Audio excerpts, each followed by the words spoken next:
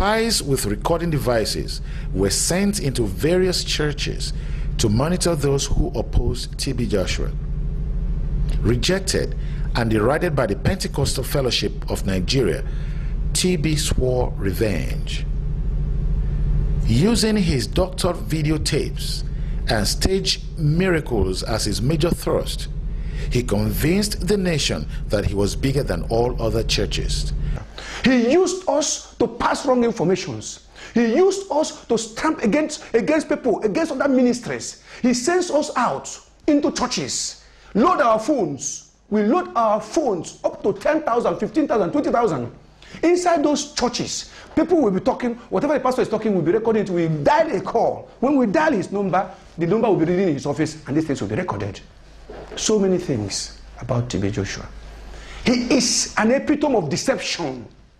He is a house of horror. 1 John 2 verse 18 says, "Little children, it is the last time, and as you have heard that Antichrist shall come, even now are there many Antichrists, whereby we know that it is the last time." I was a junior prophet with him. I was in Ghana. I went to Ghana because Pastor Kayode, who was there, moved out of the church, established his own Awakeness Chapel, and took away all the members.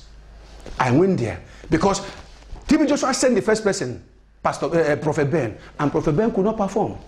Prophet Ben was given outstanding instructions to go there and make sure that Kayode is bundled inside the boot of a vehicle and brought back to Lagos. But when Ben failed, he knew I was the person who could do it, so he sent me to Ghana. When I got there, I tried everything. I got his file from immigration, his original file. I realized that Kayode have established an NGO. He has a church. He's married there. He has 2 children. So he became a citizen. He has naturalized. And he has some strong men in his church who guide him security-wise. So everything I tried failed. I was still fighting this war when Kayode himself started sending texts to members that they should ask TB Joshua what he did to the wife. That his wife, the wife he married in Nigeria, he separated them for about 5 years. The wife was living with Lola. The wife, Lola Peters, Lola Kayode Peters, was living with TB Joshua in disciple quarters. While Kayode was living in Ghana alone for 5 years. More than 5 years. So Kayode took that opportunity because he knew what TB Joshua was doing with the wife. Kayode told everybody that TB Joshua pregnanted his wife and send it for him to Ghana, so that he wanted to prove to the world that TB Joshua is not what people think he is. And I was surprised. I came back to Lagos. I told TB Joshua, I said, this is what the man is saying. He said, don't mind him. But unfortunately, when I came back again, they said Lola told me had become big. And surprisingly, one morning, they said the baby, she had a miscarriage. They aborted the baby, so that the world will not know what TB Joshua has done. Today, Lola is living, TB Joshua is living, Peters is living. What about how he messes up people? People like Omokachi. Omokachi came there with problems. He has some knee injuries problems. He came there. Instead of TB Joshua helping this young man, instead of him praying for him, TB Joshua now plotted with us and told us that he wanted to convert Omokachi to the lowest disciple among us. And he did it. Omokachi never succeeded. When he went to one club in America, he could not perform. He came back again. He was virtually living in the synagogue church with us. And TB Joshua reduced Omokachi to a common supermarket attendant. And he was recorded without knowing. TB Joshua has made a complete documentation of Omokachi. What about Kanu Anko? Kanu entered in when he had problems, trying to solve his problems. But he didn't know that he was recorded. And that is what TB Joshua has been parading to all great men in the world, that he healed Kanu and Kanu denied. And since he has the vision and the distance, everybody believed him. That was what he used to confuse Amokachi. That's what he used to confuse James Obiora, even though James Obiora was a bit tough for him. I joined the synagogue church at the age of 30. And by 41 to 42, I wanted to marry. And TB Joshua said over his dead body, I will not marry. I now said, okay. My eyes opened. I looked. I saw that this man was not whom he said he is. When we started this ministry, he was telling us that, see, that any day he start putting the money in his money in the bank account, that is the day God will take away his power. Any day you start driving a big car, that is the day God will take away. But I came back from Ghana one day to meet 4 jeeps. The house is building in his hometown, over R1 billion been put in it.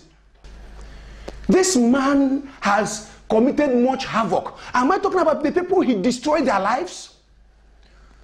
He tells people, when people come there with problems, we cancel them, especially the HIV, serious sicknesses. They should not take drugs. They should keep blessing water in the name of the God of TB Joshua. And people did that. And I'm telling you, they died in their thousands.